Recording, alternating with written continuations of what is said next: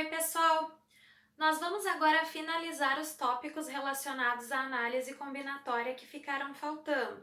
São eles o arranjo e a combinação. E o que seria arranjo e combinação? Tanto no arranjo quanto na combinação, nós estamos formando conjuntos. Estes conjuntos vão possuir elementos. Só que no arranjo, quando nós trocamos a ordem dos elementos, nós mudamos o conjunto. E na combinação, quando nós trocamos a ordem dos elementos, nós não diferenciamos esses conjuntos não ficam diferentes. Então, fazer arranjos é ordenar elementos, por isso a ordem é importante. Na combinação, nós estamos fazendo o quê? Selecionando os elementos, mas a ordem não será importante. Vamos ver alguns exemplos que facilitam a compreensão do arranjo e da combinação. Um exemplo muito típico de arranjo é a formação de senhas. Na primeira senha, eu usei os elementos 4, 5, 7 e 8. Enquanto na segunda senha, eu usei os mesmos elementos, mas o fato de ter trocado a ordem destes elementos faz com que a minha senha seja diferente. Então, por isso, a senha é um caso de arranjo, porque usando os mesmos elementos, se eu trocar a ordem, eu estou formando senhas diferentes. No caso da combinação, nós estamos apenas selecionando os elementos. Então, se eu trocar a ordem dos elementos, eu não terei conjuntos diferentes. Eu gosto muito de usar o exemplo de uma salada de fruta. Vamos supor que para fazer uma salada de fruta, eu use apenas 3 frutas. Aqui eu coloquei maçã, pera e uva. Se eu trocar a ordem destes elementos, se eu usar para fazer esta mesma salada de fruta, pera, uva e maçã, vejam que eu estou usando as mesmas frutas e eu apenas estou trocando a ordem. Faz diferença para o meu resultado, para o meu conjunto? Por acaso eu estou formando saladas de frutas diferentes? Não.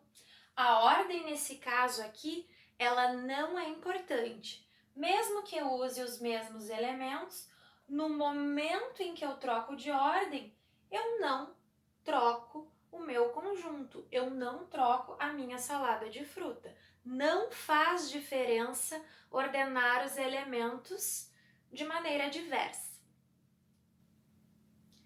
É importante que nós saibamos quando se trata de um arranjo e quando se trata de uma combinação, porque nos enunciados não é nos dado aviso se se trata de um arranjo ou de uma combinação. Então é preciso saber diferenciar os dois. Cada um deles vai ter uma forma. Então a gente vai ver o primeiro exemplo, que é de arranjo. Em um torneio de natação, participaram 10 atletas. Quantos são os resultados possíveis para as 3 primeiras colocações? Como eu sei que esse problema se trata de um arranjo e não de uma combinação?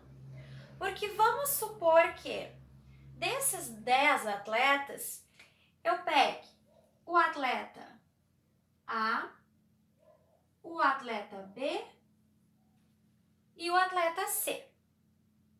Vamos supor que o primeiro lugar tenha sido do A, o segundo do B e o terceiro do C.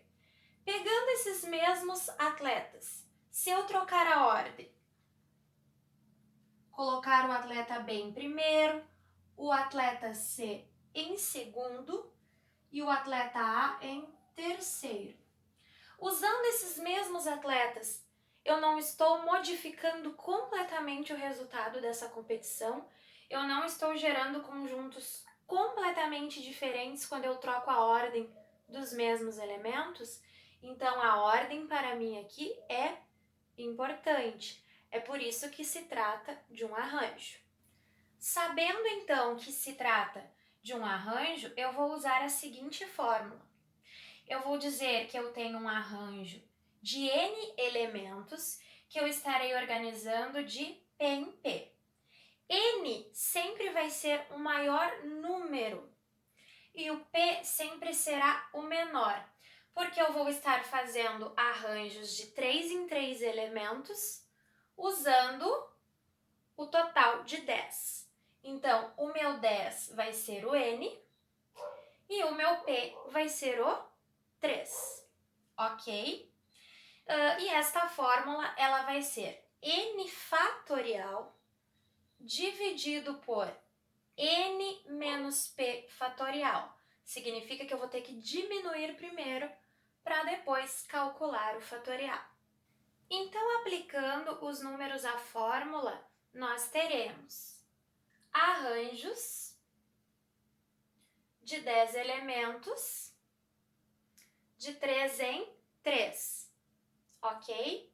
Então, nós tínhamos N fatorial, 10 fatorial, dividido por N menos P fatorial. Portanto, para o nosso caso, 10 menos 3 fatorial. O parênteses indica que eu preciso fazer primeiramente essa subtração.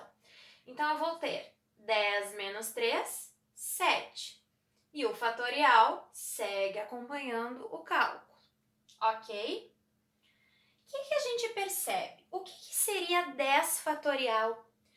10 fatorial nada mais é que o 10 multiplicado por todos os números que vêm antes dele, como nós já estávamos usando na fórmula lá de permutação. Então, eu vou ter 10 vezes 9, vezes 8, vezes 7 e assim sucessivamente até chegar no 1. E o que é 7 fatorial? É multiplicar o 7 por todos os seus antecessores. Então, vou ter 7 vezes 6 vezes 5 até chegar no 1. Vocês conseguem perceber que eu tenho a repetição dos números na parte de cima dessa divisão, que seria o meu numerador, e eu tenho os mesmos números na parte de baixo, ó, no denominador se repetindo? 7, 6, 5, 4, 3, 2, 1. Eu não preciso escrever tudo isso. Sempre no arranjo, o que vai acabar acontecendo? Eu vou ir com o meu fatorial até o número de baixo, porque eu consigo cancelar estes fatores. Então, eu vou fazer, embaixo eu vou deixar 7 fatorial. Vocês vejam que eu coloquei o que estava igual da mesma cor, tá? Então, aqui, na verdade, eu tenho 7 fatorial. Eu só abri para mostrar para vocês que realmente se repete na parte de cima e na parte de baixo a mesma coisa. Portanto, aqui eu vou apenas até o 7. Eu não preciso escrever todo o fatorial, porque eu vou cortar com o 7 fatorial de baixo, porque eles são exatamente iguais. Cortar, na verdade, seria cancelar, tá? Então, eu vou cancelar 7 fatorial, o 7 fatorial de cima, com o 7 fatorial de baixo. O que me resta aqui? 10 vezes 9 vezes 8, que vão dar 90 vezes 8, que vai dar 720. Então, eu consigo fazer 720 resultados para os 3 primeiros lugares desse torneio. Consigo fazer 720 resultados diferentes, tendo 10 atletas. Agora, nós vamos ver um exemplo de combinação. Quantos grupos de 5 pessoas é possível formar numa turma de 20 alunos? Então, eu formei aqui um grupo hipotético dentro dessa turma com 5 pessoas. O grupo que inclui a Maria, o José, o Paulo, o Henrique e a Nádia. Se eu trocar os elementos do grupo de lugar, eu vou ter exatamente o mesmo grupo. Se eu fizer um grupo formado pelo José, pela Maria, pelo Paulo, pela Nádia e pelo Henrique, terei o mesmo grupo. Portanto, se trata de uma combinação. Então, para a combinação, nós temos outra fórmula, diferente da fórmula do arranjo. Qual vai ser a diferença? Na parte aqui de baixo do denominador desta fração, desta divisão, nós vamos ter um p fatorial antes do n menos p. Então, essa é a diferença, que lá na combinação se acrescenta um p fatorial, certo? De novo, o n vai ser o maior número e o p vai ser o menor número envolvido nesta questão. Então, eu vou ter 20 alunos e com esses 20 alunos eu vou formar grupos de 5 em 5. Então, o meu n é 20 e o meu p será 5.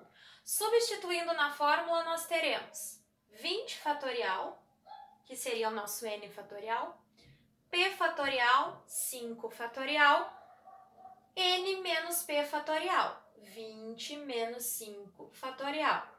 Mais uma vez, o que a gente vai resolver primeiro é aquilo que está entre parênteses. Então, a gente vai fazer primeiramente 20 menos 5, que vai dar 15 fatorial. E aí, aquele mesmo macete que nós usamos, aquele mesmo cancelamento que nós usamos no arranjo, nós também vamos usar na combinação. Vocês percebem que aqui eu tenho 3 fatoriais, 20 fatorial, 5 fatorial e 15 fatorial. O que eu vou fazer com este 20 fatorial? Eu vou desenvolver ele até que eu chegue num dos fatoriais de baixo. Sempre é melhor ir até o maior fatorial que tem ali embaixo. Então, eu tenho 5 fatorial aqui embaixo, na parte do denominador, e tenho 15 fatorial. O que eu vou fazer com esse 20? Eu vou ir até o 15. Então, vou fazer 20 vezes 19, vezes 18, vezes 17, vezes 16. Opa, cheguei no 15. Vou parar, porque é melhor cortar o maior fatorial que eu tenho embaixo. Então, parei no 15 fatorial. O 15 fatorial eu vou deixar indicado para poder cancelar, para poder cortar.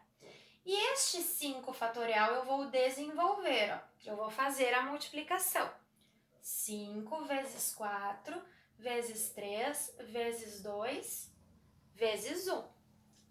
Então, finalizando o nosso cálculo, nós vamos cancelar o 15 fatorial da parte de cima da nossa divisão com o 15 fatorial da parte de baixo, ó.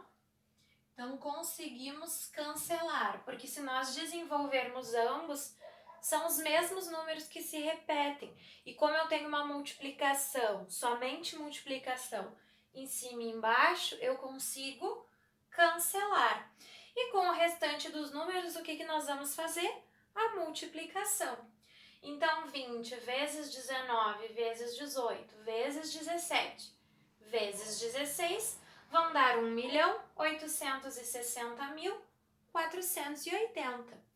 E os 5 vezes 4 vezes 3 vezes 2 vezes 1 vai dar 120. Dividindo 15.504. Então, eu consigo fazer 15.504 grupos dentro de uma turma, combinando 5 pessoas desta turma, sendo que eu disponho de 20 alunos.